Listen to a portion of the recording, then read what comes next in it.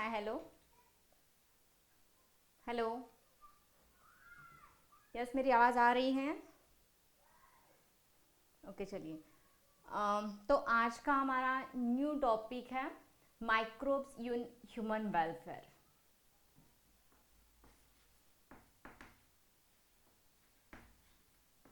Microbes in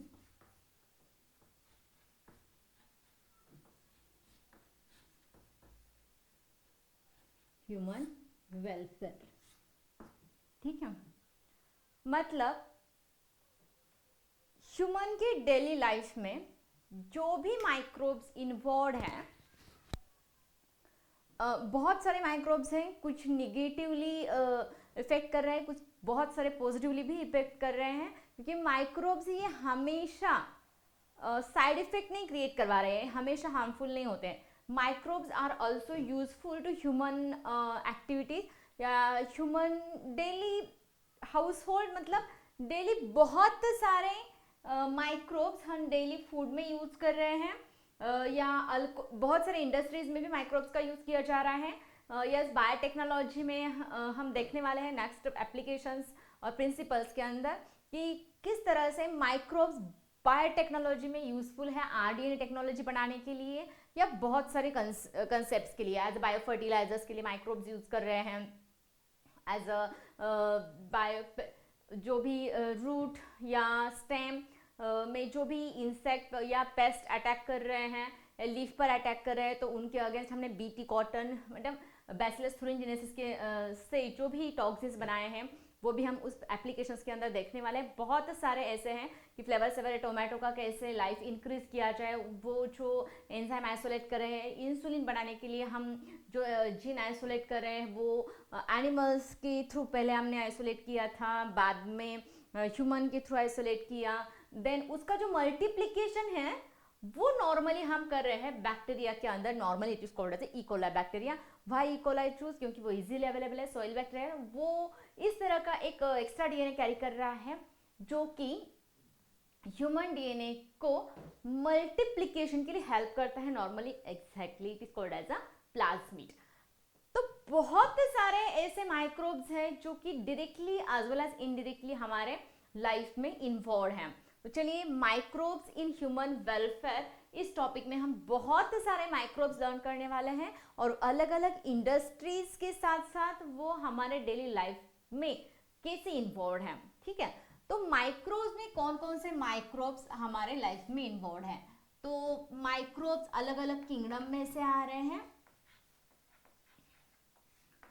kingdom Monera से हम कुछ माइक्रोब्स कलेक्ट कर रहे हैं जो कि ह्यूमन वेलफेयर में हमें यूजफुल है।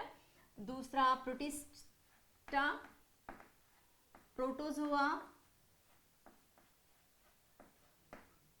और फंगाई। ठीक है। इस तरह से बहुत सारे ऐसे माइक्रोब्स है जो कि अलग अलग किंगडम से हम ले रहे हैं। मोनेरा मतलब bacteria, Protista amoeba paramecium like, then protozoans भी बहुत सारे हैं, एंटामीबा हिस्टोलाइटिका लाइक, मतलब वो डिसीज क्रिएट करता है एक्चुअली। और फंगाई में यस मशरूम है, बट वो लार्ज है, माइक्रोब नहीं है, बट बहुत सारे फंगस है। East commonly called as सैक्रोमेइसेस सर्वेसी। तो चलिए स्लोली हम ईच स्टेप बाय स्टेप इस टॉपिक के अंदर देख लेंगे, इच पॉइंट के अंदर कि कौन सा माइक्रोब्स इसके लिए यूजफुल है। तो चलिए, माइक्रोब्स में कौन कौन आते हैं? तो बैक्टीरिया आता है, cyanobacteria, fungi,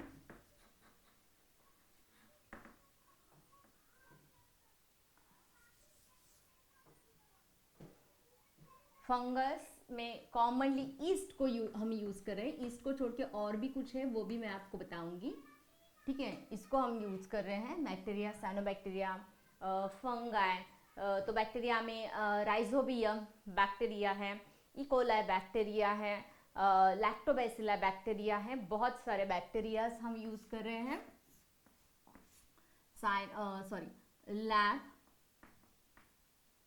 then lactic acid bacteria, then methanobacilli,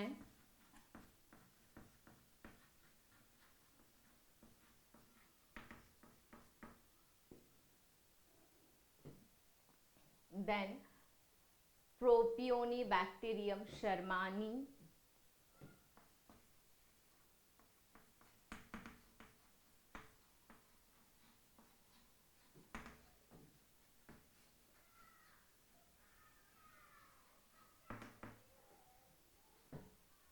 ठीक है, बहुत सारे यूज करें।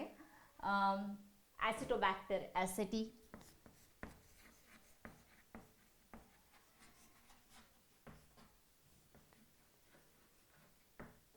Acetobacter aceti, Clostridium butylicum, Clostridium butylicum, इस तरह से। ओके, तो बैक्टीरिया ये वाला साइनोबैक्टीरिया एज अ बायोफर्टिलाइजर्स के हिसाब से हम साइनोबैक्टीरिया का यूज करें as a biofertilizer, that is Nostoc, Anabaena, अजोस्पिरुलम,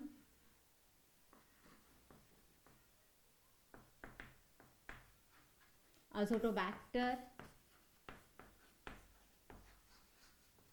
rhizobium,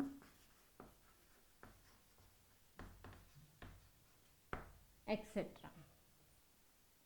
ठीक है, next fungi commonly yeast as well as Penicillium रॉक्वीफोर्डी।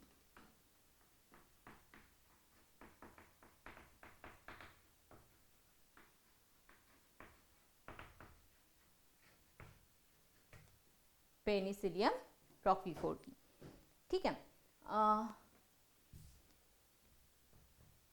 Okay, अब चलिए ये है कुछ इस टॉपिक में आए गए नाम। Lactic acid bacteria, it is also called the lactobacilli, methanobacilli, Propionibacterium shermanii, ये भी बैक्टीरिया ही है। एस्टोबैक्टर एसिटी, ये वाला भी एक बैक्टीरिया ही है। क्लोस्ट्रिडियम ब्यूटिलिकम, ये bacteria cyanobacteria, blue green algae commonly called as active biofertilizer, Nostoc, Anabaena, Azospirillum, Azotobacter, Rhizobium, इसमें से कुछ सिम्बायोटिक का रोल प्ले कर रहे हैं और कुछ नॉन सिम्बायोटिक का रोल प्ले कर रहे हैं। और फंगस के अंदर पेनिसिलियम रॉक्वीफोर्डी एंड कॉमनली ईस्ट को हम यूज करें।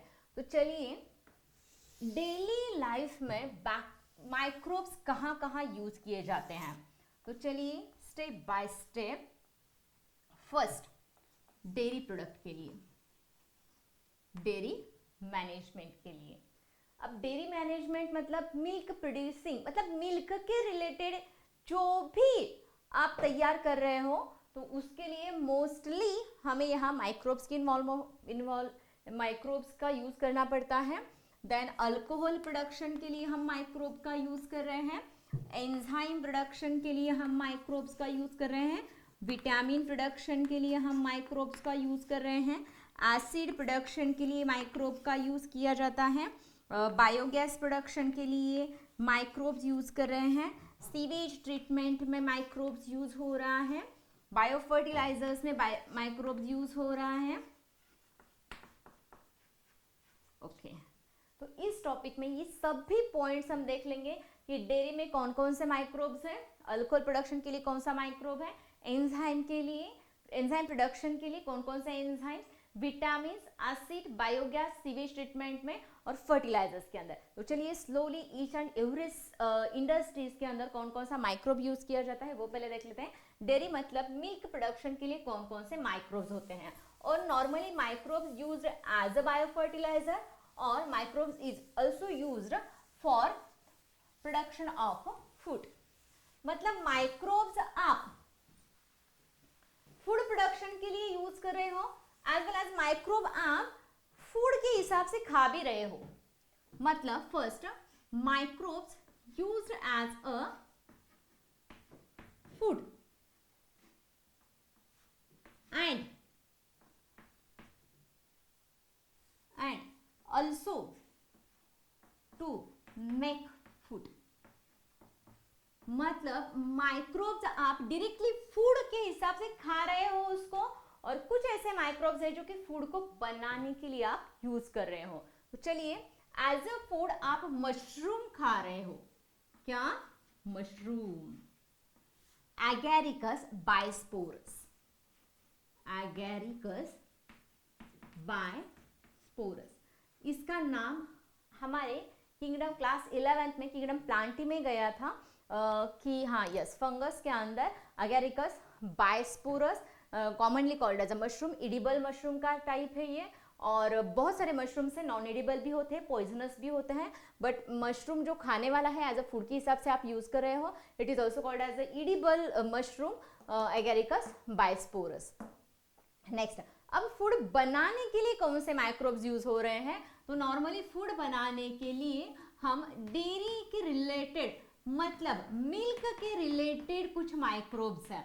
तो चलिए first, milk to curd production के लिए हम कुछ माइक्रोब का यूज कर रहे हैं, milk to curd production, yes exactly, और ये कॉमन क्वेश्चन पूछा जाता है नीट में, milk to curd production. Lactic acid bacteria, बहुत सारे बच्चों को ये नाम पता नहीं होता है, लैक्टिक एसिड बैक्टीरिया, तो इसका नाम हमारे क्लास 11th में रेस्पिरेशन में गया था। अनएरोबिक टाइप का रेस्पिरेशन करने के लिए कौन सा बैक्टीरिया हम यूज करते हैं? Milk to curd production, lactic acid bacteria. It is also called as a lactobacilli, bacillus, it is also called as a lactobacillus. तो मिल्क टू कर्ड प्रोडक्शन के लिए मिल्क को कोएगुलेट करना पड़ता है, coagulation occurs inside the milk, और यहाँ milk का जो केसिन होता है वो पैराकेसिन में कन्वर्ट हो जाता है, मिल्क का केसिन पैराकेसिन के अंदर कन्वर्ट हो जाता है, it is called as coagulation. मतलब नॉर्मली मिल्क ये लिक्विड फॉर्म में होता है और कर्ड थोड़ा सा सॉलिड फॉर्म, ज़्यादा नहीं सॉलिड बट थोड़ा सा कोएगुलेट होने के बाद उसका कर्ड में कन्वर्जन हो जाता है, तो the term is called as a coagulation. Coagulation occurs with the help of lactic acid bacteria. तो मिल्क में जो केसिन प्रोटीन होता है वो केसिन प्रोटीन पैराकेसिन के अंदर जब कन्वर्ट होता है तब समझ लीजिए कि आपका कोएगुलेशन कंप्लीट हो चुका है, मतलब आफ्टर कोएगुलेशन ही पैराकेसिन तैयार हो जाता है। तो फर्स्ट प्रोडक्ट हमारा milk to curd, lactic acid bacteria. Next yoghurt preparation के लिए भी लैक्टोबैसिली रॉक्वीफोर्टी रिक्वायर्ड है। योगर्ट प्रोडक्शन के लिए Lactobacillus bulgaricus, sorry Lactobacillus bulgaricus, yoghurt production. Second, ये फ्लेवर्ड कर्ड होता है, flavoured curd, Lactobacillus bulgaricus, Lactobacillus bulgaricus for yoghurt production.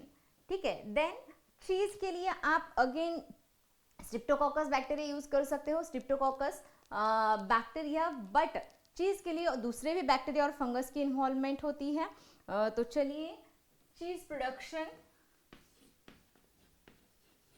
चीज के लिए, नॉर्मल चीज के लिए स्ट्रिप्टोकोकस यूज कर सकते हो आप, स्ट्रिप्टोकोकस, बट स्विस चीज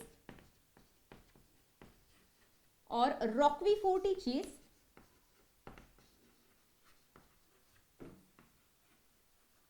के लिए हम स्पेशली बैक्टीरिया और फंगस यूज करें। स्विस चीज के लिए प्रोपियोनी बैक्टीरियम, शर्मानी यूज कर रहे हैं, ये बैक्टीरिया है, यहाँ सफिक्स आ चुका है, प्रोपियोनी बैक्टीरियम शर्मानी। रॉक्वीफोर्टी चीज के लिए हम फंगस यूज कर रहे हैं, नाम नहीं दिया है एनसीईआरटी में बट पूछा जाता है, तो यहाँ हम यूज कर रहे हैं Penicillium roqueforti, Penicillium roqueforti, Penicillium roqueforti fungus is used for the roqueforti cheese. Swiss चीज के अंदर लार्ज होल्स प्रेजेंट होते हैं due to the high amount of CO2 gas production, high amount of CO2 gas production. Each and every point जो भी मैं board पर लिख रही हूँ वो सब कुछ अब तक नीट में पूछा गया है कि माइक्रोब्स कहाँ कहाँ यूज किया जा रहा है, माइक्रोब में कौन कौन से किंगडम्स होते हैं, योगर्ट बनाने के लिए, कर्ड बनाने के लिए, चीज का नॉर्मल चीज बनाने के लिए स्विस चीज और रॉक्वीफोर्टी चीज में कौन कौन से माइक्रोब्स अब तक यूज किए गए हैं। अब भी और कुछ बाकी है।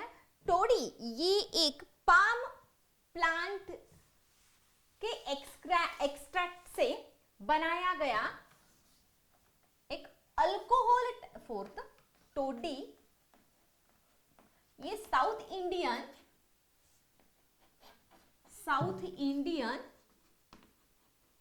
ड्रिंक है, traditional drink. Toddy is South Indian traditional drink जो कि पाम प्लांट के एक्सट्रैक्ट के थ्रू आइसोलेट किया जाता है। It is also called as a palm oil. It is like an alcohol, like इसका एक नशा चढ़ जाता है। Toddy South Indian drink extracted from palm plant, commonly also it is called as a palm oil। ठीक है, next, चीज बनाने के लिए, डो बनाने के लिए हम ईस्ट का यूज कर सकते हैं। तो डो किस किस के लिए रिक्वायर्ड है? यस, पिज्जा बेस बनाने के लिए, ब्रेड बनाने के लिए, पिज्जा बेस, ब्रेड बनाने के लिए हमें ईस्ट रिक्वायर्ड है। Yeast is commonly called as Saccharomyces cerevisiae. इसका नाम है सैक्चारोमाइसिस सेरिवेसी। चलिए, अगर आपको ये जो मैं लिख रही हूँ इसका अगर स्पेलिंग नहीं समझ में आ रहा है तो सब कुछ एनसीईआरटी में दिया है। खाली ये इंपॉर्टेंट है कि सैक्चारोमाइसिस सेरिवेसी, इसको हम नॉर्मली ईस्ट बोलते हैं। तो ईस्ट दो टाइप से हम यूज कर सकते हैं। एक तो बेकर्स ईस्ट भी, ईस्ट का नाम बेकर्स ईस्ट भी है, ब्रीवर्स ईस्ट भी है। बेकर्स ईस्ट मतलब बेकरी प्रोडक्ट बनाने के लिए या बेकरी बनाने के विदाउट अल्कोहल, जो भी आप जहां भी आप ईस्ट यूज करोगे CO2 गैस प्रोडक्शन के लिए या पफिंगनेस के लिए, तो it is called as baker's yeast. और अगर अल्कोहल बनाने के लिए आप उसका यूज कर रहे हैं तो it is called as a brewer's yeast. वो हम नेक्स्ट पॉइंट के अंदर देख लेंगे। तो चलिए, माइक्रोब्स इन ह्यूमन वेलफेयर में हमने अब तक बहुत सारे माइक्रोब्स का नाम देख लिया है। ईच एंड एवरी माइक्रोब अब तक का मैंने आपको बताया है, सब कुछ नीट में पूछा गया है। एक बार आप PYQs past year question paper revise करके देख लीजिए। ईच एंड एवरी पॉइंट यहाँ का पूछा गया है। Swiss cheese, roqueforti cheese, curd preparation, yoghurt preparation, dough preparation, toddies के लिए कौन कौन से माइक्रोब्स हम नॉर्मली यूज करते हैं। ठीक है, ओके, चलिए, तो यहाँ हमारा फूड एंड फूडर का ये पॉइंट कंप्लीट होता है। अब नेक्स्ट पॉइंट जो कि हमारे एनसीईआरटी के इस टॉपिक के सेकंड पेज पर ही लेफ्ट साइड के पेज पर दिए गए हैं, कुछ नाम दिए गए हैं माइक्रोब्स के। Circular bacteria, rod shape bacteria दिया है। देन पेट्री डिश के अंदर कुछ दो पेट्री डिशेस दिए हैं, पेट्री डिश विथ बैक्टीरिया ने पेट्री डिश विथ फंगस, ऐसा दिया है। देन कुछ वायरस के भी नाम दिए गए हैं। पहला जो वायरस दिया गया है आई थिंक वो बैक्टीरियोफाज है, दूसरा जो दिया है वो एडिनो वायरस है, और थर्ड जो नाम दिया गया है वो है शायद टोबैको मोजाइक वायरस। यस, चलिए ये वाले देख लीजिए। तो ये नाम आ सकते हैं, rod shaped bacteria, circular bacteria, ये है रॉड शेप ही है बट इसका मैग्निफिकेशन बहुत ज़्यादा है, इसका इन दोनों का 1500 टाइम्स एक्स्ट्रा, बट ये है वो 50,000 मल्टीप्लाई किया गया है, मतलब इसका मैग्निफिकेशन बहुत ज़्यादा है। ये है एग्जैक्टली बैक्टीरियोफाज, एडिनोवायरस, और ये है टोबैको मोजाइक वायरस। तो इसका मैग्निफिकेशन बहुत ज़्यादा है, 1 लाख to 1.5 लाख। ठीक है, और यहाँ तो पेट्री डिशेस दिए गए हैं, तो कॉलोनीज विथ बैक्टीरिया ग्रोविंग और कॉलोनीज विथ फंगस, ठीक, ग्रोविंग इन पेट्री डिश। तो चलिए, ये जो भी डायग्राम्स एनसीईआरटी में दिए गए हैं, ईच एंड एवरी डायग्राम बहुत ज़्यादा इंपॉर्टेंट है। तो चलिए, ये था आज का हमारा पॉइंट, हाउस होल्ड प्रोडक्ट्स के लिए कौन कौन से माइक्रोब्स हम यूज करते हैं। तो नेक्स्ट सेशन के अंदर देख लेंगे कि alcohol, enzyme and acid production में कौन कौन से माइक्रोब्स हम यूज करेंगे।